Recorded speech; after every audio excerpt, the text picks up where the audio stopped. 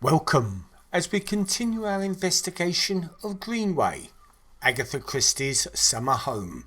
Today we are focusing on the historic gardens, part of the Greenway estate overlooking the River Dart. It blends formal and informal design, showcases a rich variety of plant species, including exotic specimens collected by past owners and Victorian features.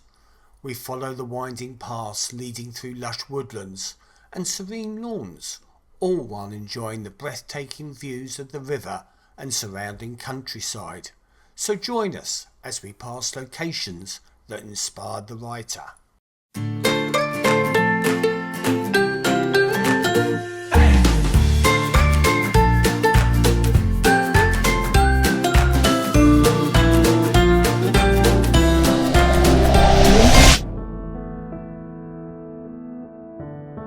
Hello and welcome back to the channel. Today we are continuing our vlog of Greenway, Agatha Christie's summer home in Brixham. In this vlog we will be concentrating on the gardens. Now I wouldn't say that either of us are expert gardeners, but we do like to dabble, and one of the things we like to do is to see the various National Trust property gardens. It gives us ideas as to the sort of things we like and can therefore incorporate into our spaces, whether it's identifying particular plants or aspects of the design that we think may work. We have a small garden, as when we moved to Devon we downsized to have something that was more manageable. We can still incorporate things we like, albeit on a smaller scale.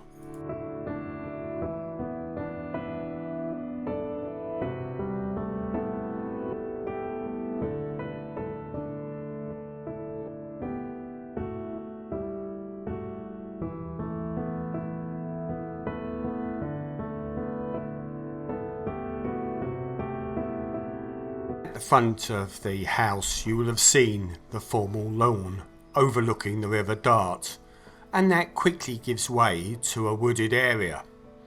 We started our walk from that lawn, and as you proceed along Middle Path, the garden on the left hand side reduces and ultimately becomes a very rural space with woods and also some fields on one side.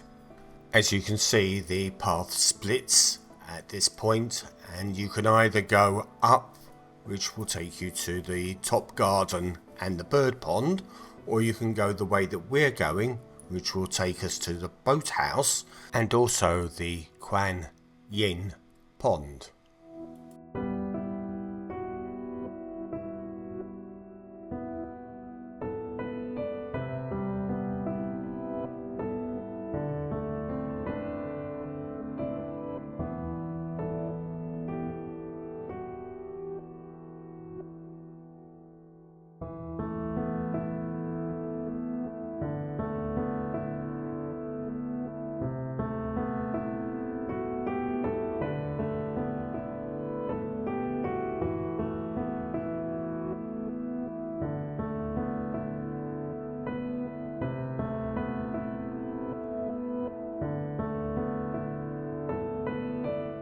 Kwan Yin is the protector of women, children, sailors and fishermen, indeed anyone in trouble, including the sick, disabled. And I really love coming across this type of feature, as it makes you feel as if you're discovering something for the first time.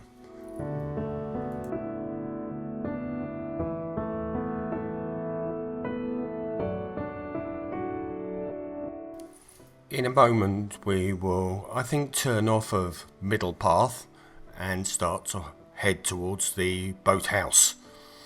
It's incredible to think that Agatha Christie paid £6,300 for Greenway.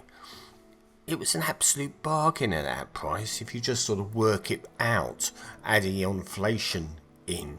You know, it's really, really cheap. The other thing I found interesting is that she actually knocked down a wing that had been previously added to the original house when she first moved in. I mean, that wing had housed a billiard room and some bedrooms, and she just didn't like it. and therefore the house that we see today is a much smaller footprint in the estate than it would have been previously.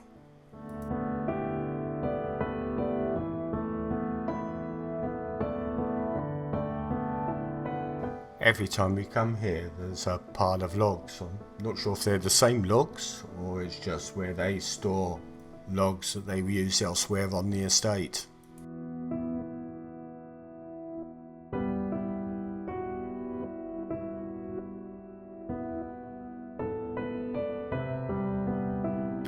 Not sure quite why this area is called the Sunken Pond. I can well imagine.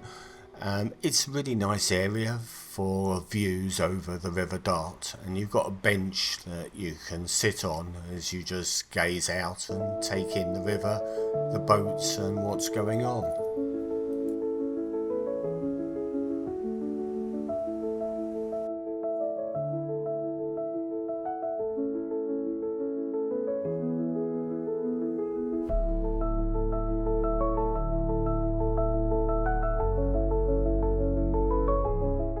The route to the boathouse now is a lot more wooded and rural than some of the earlier parts, as you can see.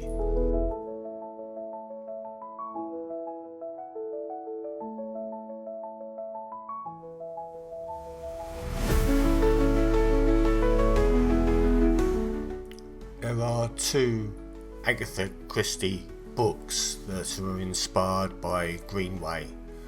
The first of those was Five Little Pigs, which was written in 1942, and though not directly tied to Greenway, Agatha Christie is believed to have drawn inspiration from Greenway and its surroundings, and this is a Hercule Poirot cold case mystery which involves the death of a famous artist at the beautiful riverside home which resembles Greenway. The other book is Dead Man, Folly, which was written in 1956, and again it's another Hercule Poirot novel, this time being set at Nass House, which is a fictional estate modelled closely on Greenway, and the book includes a murder mystery game of fate and the discovery of a real murder. All of that happened on the grounds of a estate which mirrors Greenway's own extensive gardens and riverfront settings, and one of the famous scenes in this book is actually set in the boathouse. Indeed, it becomes the scene of the murder which starts the investigation on this whodunit thriller. And of course, there's a copy of the book left strategically on the window ledge. So in 2013, the television adaptation of Dead Man's Folly was shown on television, and it marked the end of an era of David Suchet playing Hercule Poirot. The whole episode was filmed at Greenway. It was the last of the 13 series adaptation of the Poirot books.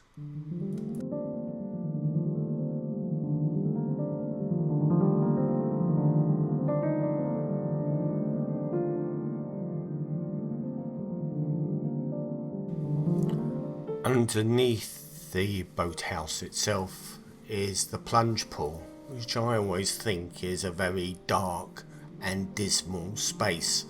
Not the sort of space I'd like to actually jump in and plunge, for want of a better description.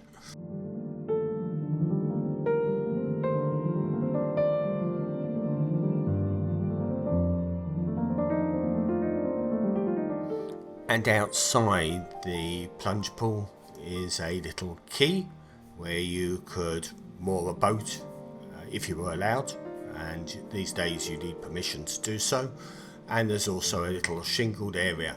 I always think this gives a really nice view of the River Dart. It's a different perspective than you get from other parts of the house.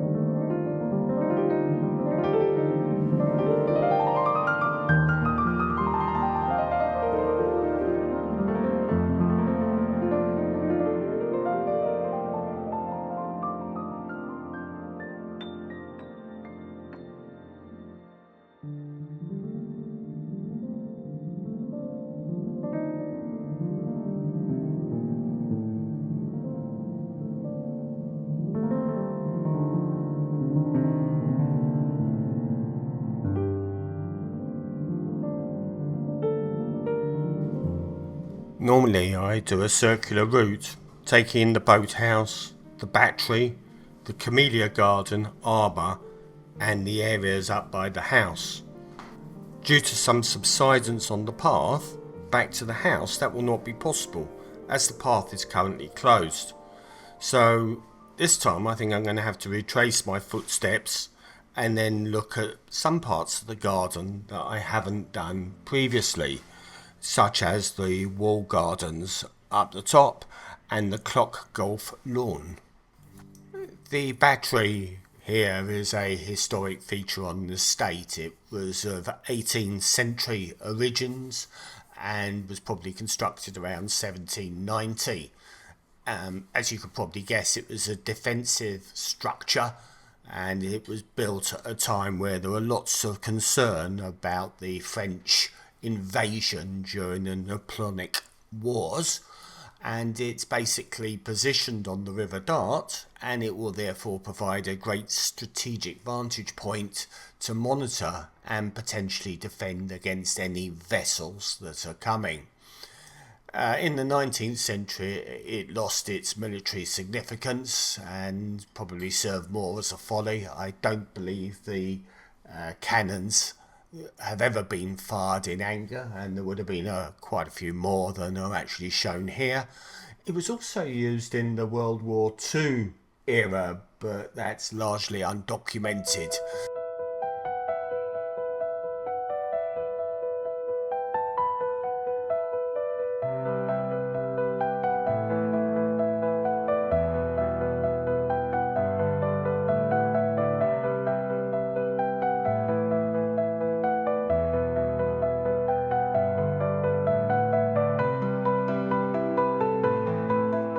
I really love the gardens at Greenway. There's a very harmonious coexistence between the formal spaces and a great deal of sympathy for the original Devon landscape, and that intertwines with a number of interesting features, from the Kwan Yin Pond to the battery to the boathouse, that you almost stumble upon as you're walking along.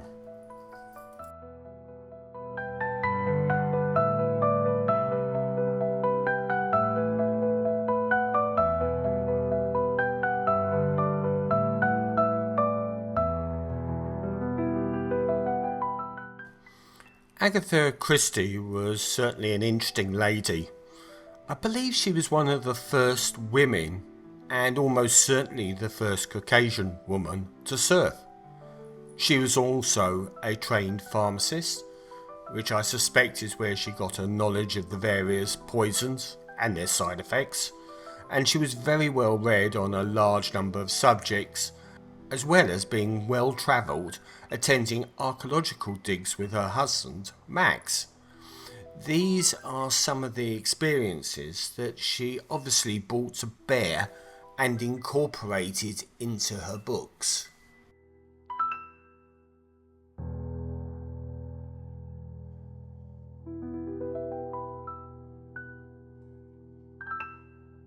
So I've always liked this sculpture, and I thought when we've been here previously that it was probably a Henry Moore, as it, to my untrained eye, looked very similar styling.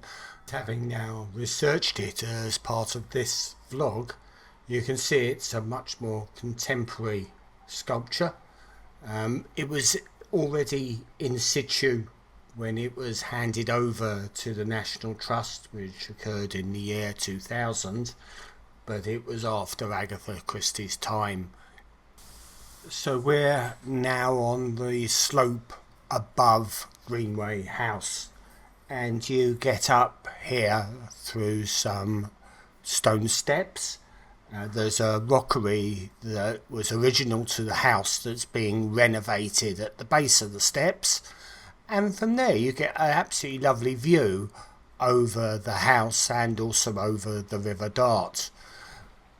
The sounds of the fountain herald our arrival at the Fernery and pet cemetery, which we're about to turn into.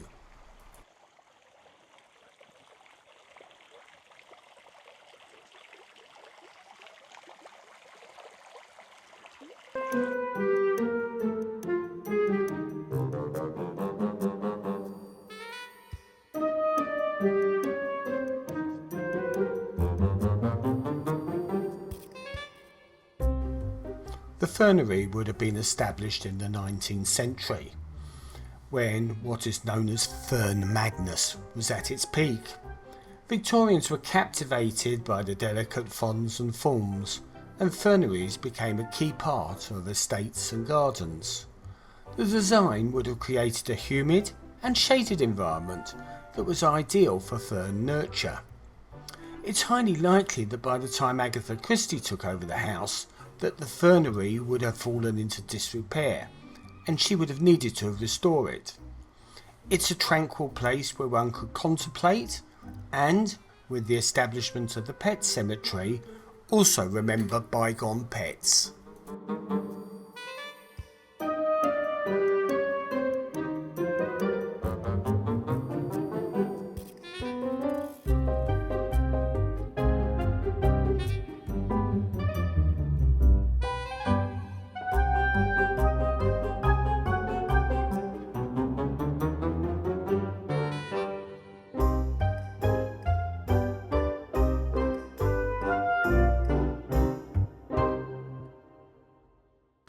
Clock golf is not a recognised golf game. However, it is a lawn game that became popular in the late 19th and 20th centuries, and it was in the large country estates such as Greenway where it was popularised. It's a simplified form of golf, typically played by the upper classes when they don't have access to a traditional golf course. Basically, there's a single hole in the middle of the lawn, and then circular around that hole are 12 markers representing the hours of the day, hence the term clock. The players putt into the hole from each of the markers in turn, and it's very similar in that respect to a golf course. Basically they take turns and continue around in the circle, and the idea is, like golf, to get the ball in with the fewest number of strokes from each position.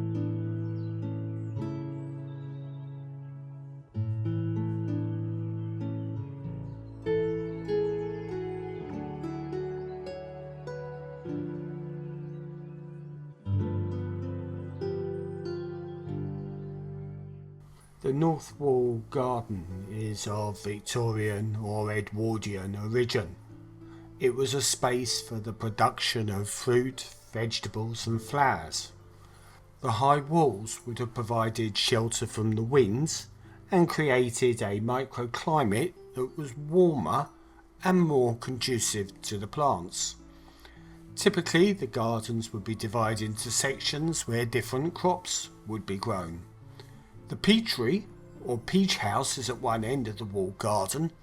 It is a greenhouse that allows sunlight to flood in, but it also protects the tender plants. These are grown in a fan style to maximise space and ensure an even ripening of the crops. This fruit was considered a luxury, and the ability to grow on the estate would be a major plus point. The walled garden and peach house together would have helped making the estate self-sufficient.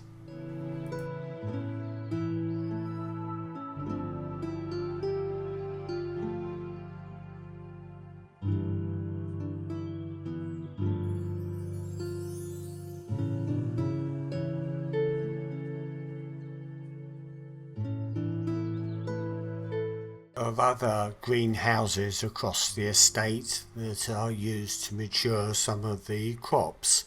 This one, for example, brings on melons. Until its restoration was complete, the glass house hadn't actually been used for 100 years.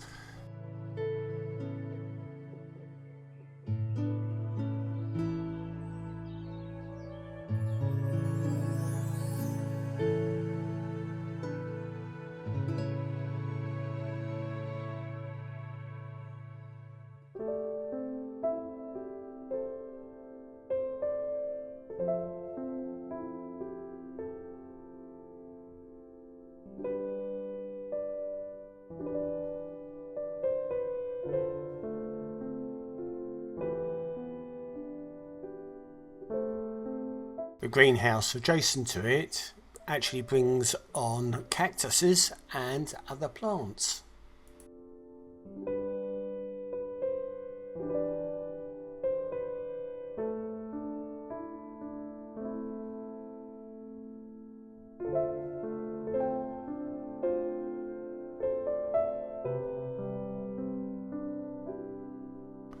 So I think this is now the south walled garden, and it also contains a vinery. It looks like they're also propagating a number of plants for use elsewhere on the estate. Makes a nice display.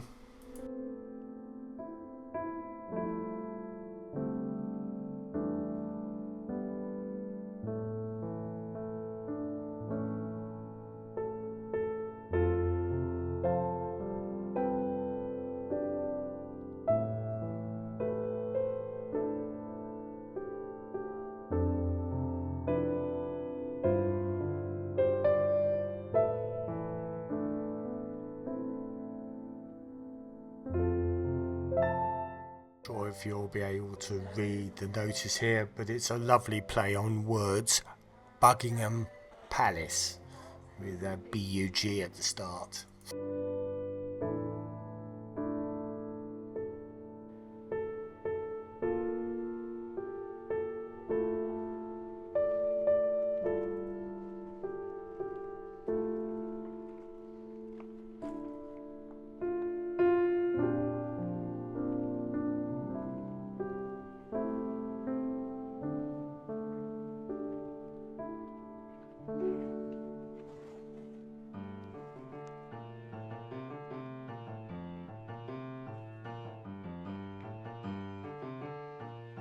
Folks, that is the wall garden and peach house, and now think I'm going to make my way back to Joanne, who's been sitting beside the house whilst I've been exploring this section of the garden.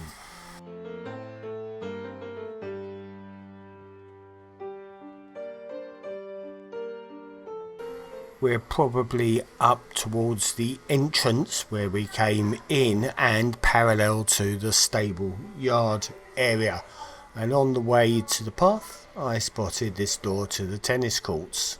Not sure who's allowed to play on these or how you even gain access to it, but quite a nice pursuit. There's a little path that runs round, and I suspect that it runs beside the stable yard itself, but it didn't actually seem to go anywhere.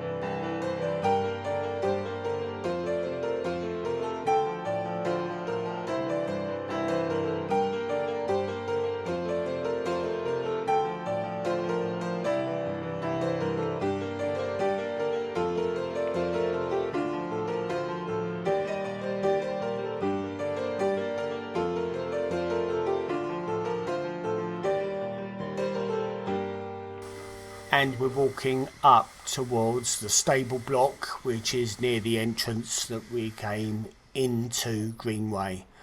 This area has a number of shops, including a second-hand bookshop, a plant shop, and a number of specialist shops that sell National Trust items.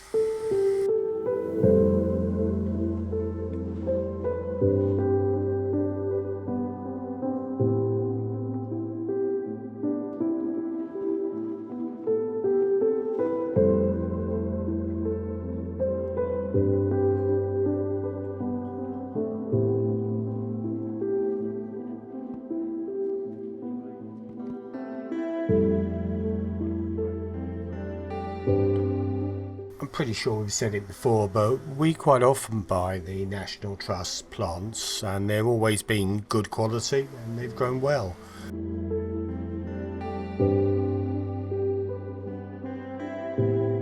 Similarly, we always explore the National Trust shops. They tend to sell a number of different items to what you can get in a more conventional high street, and we just enjoy looking through.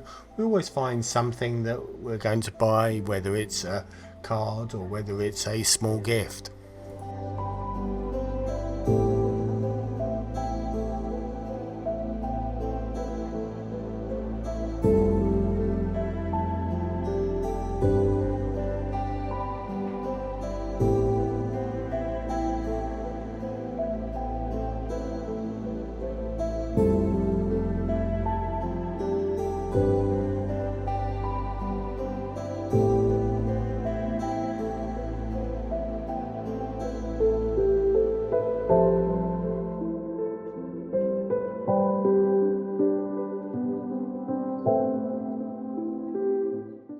The stable yard area is really nice because you can sit out and enjoy just looking at the views, and also the shops being set in a stable. I think it's quite original, though a lot of the National Trust properties do it.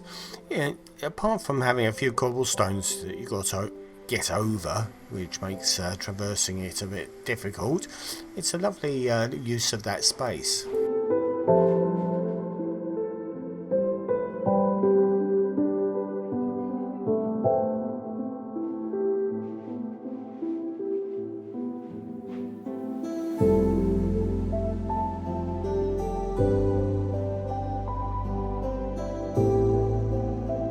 Trouble is now, I like my Kindle because the print's too small. So I can make it bigger print so I can read. It's just because you're getting old. I know.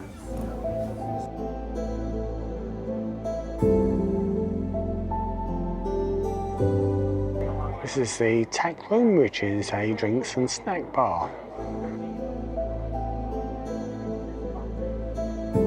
Just outside the exit is a small car park, but if you wait there you can catch a lift up to the main car park to save the walk.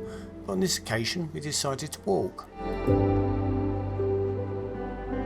Evidently there's some cottages here as well. I think I looked it up before actually. I think. Are you filming me? Yes. Oh. Hi. Nice view over the River Dart. And there's some shade. It's not like Florida where you're walking along. It's still bloody hot though. The British always have to moan about the weather, don't we?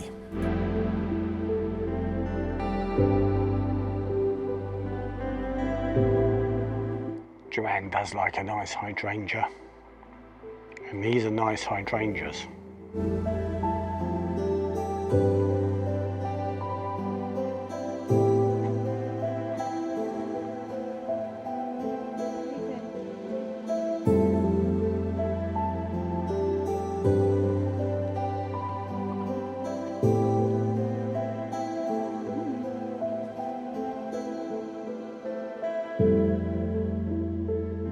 I've told him not to film me from the back because I keep going forward and then he films me and I don't like the back view.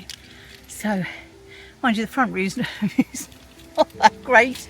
Anyway, so you can turn the camera around now to where we're going.